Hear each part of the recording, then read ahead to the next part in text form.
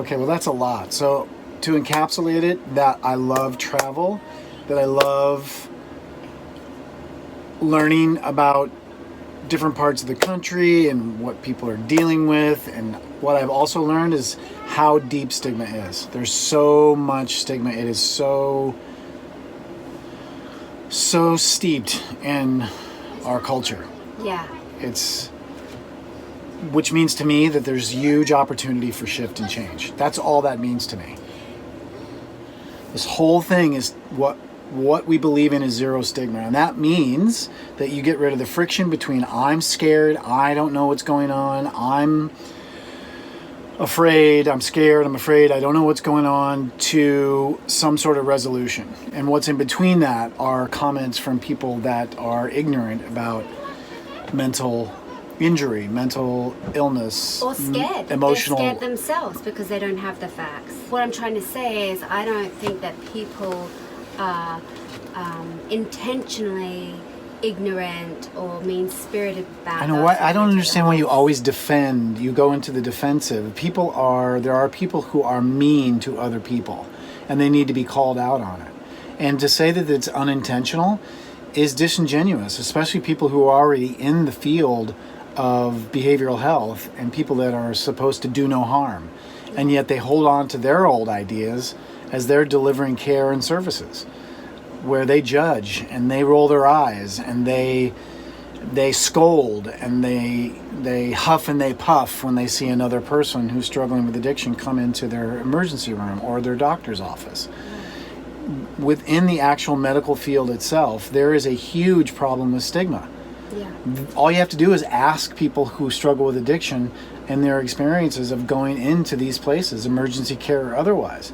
How people are here, rolling their eyes, and here comes, Tommy again. But they would never say that to somebody who's coming in with acute, diabetes, or somebody who's got a heart issue. They don't roll their eyes. They don't judge them that they've been in the ER before with heart palpitations and they haven't followed their program of diet and exercise and all that. There's nothing like that going on. But somebody who's coming in with addiction, who's overdosing again or acutely drunk and has alcohol poisoning, there's a whole different viewpoint of these people. And that's because of decades and decades of ignorance that's been perpetrated by broken systems like the medical system. If you're not requiring your doctors to get more than a couple of weeks education on addiction, that's what's going to happen.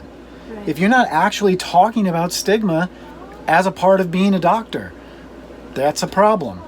And so that's just been perpetuated over years and years and years. Otherwise, that shouldn't happen. When you're giving medical care, do no harm. Well, I'm sorry, if you're rolling your eyes at somebody who's coming in with a medical issue, you're doing harm. Some kind of medication. You don't let somebody who comes in with heart issues leave without some kind of medical care. Yeah. You don't just stabilize them and send them home. So if you had a magic wand to do something powerful around stigma, what would you do? Let me finish my question. I would magic wand everybody to develop compassion and empathy for people who have mental illness like they do for physical illness. I would create equanimity between mental illness and physical illness, physical challenge. Everyone would just see them exactly the same. There would be no more stigma around somebody who's struggling with addiction. No more alkies, no more junkies, no more crackheads. No more crazy people. No more crazy people, no more, attention seekers. Right.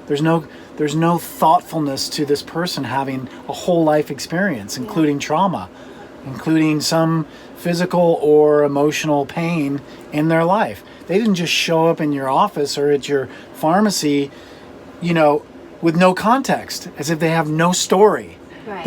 We're just judging you on your behavior and your symptoms that are just right in front of me.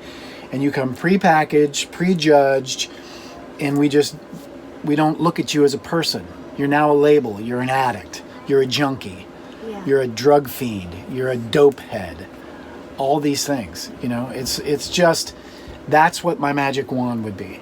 To just get rid of all of that and have somebody look at another person and be curious before they're judgmental.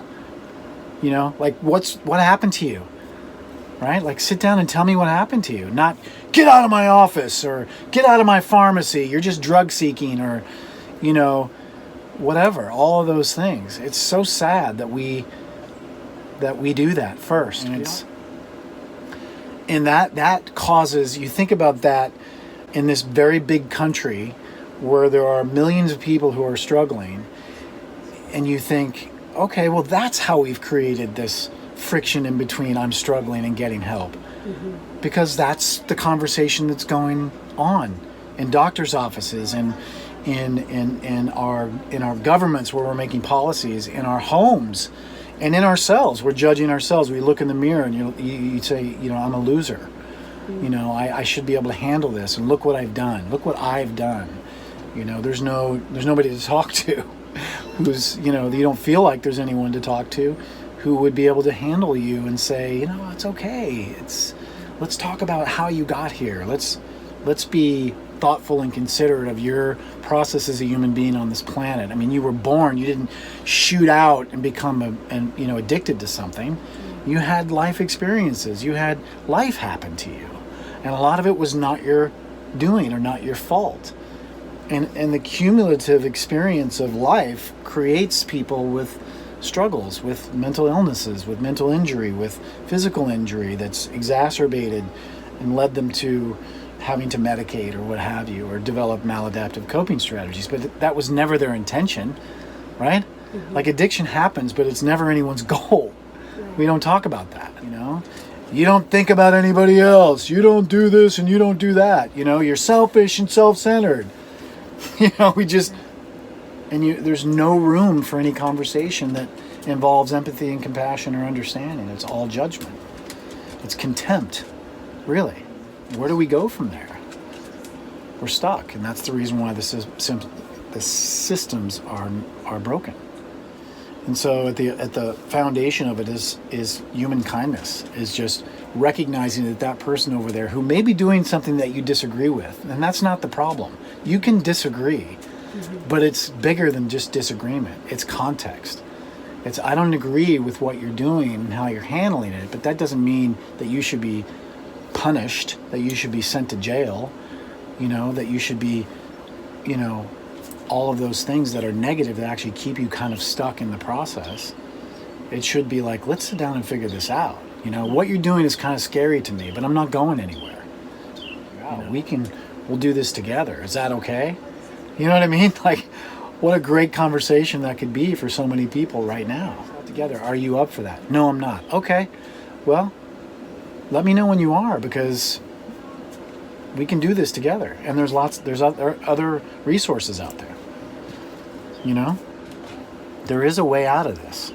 There is a way to get out in front of this, I believe.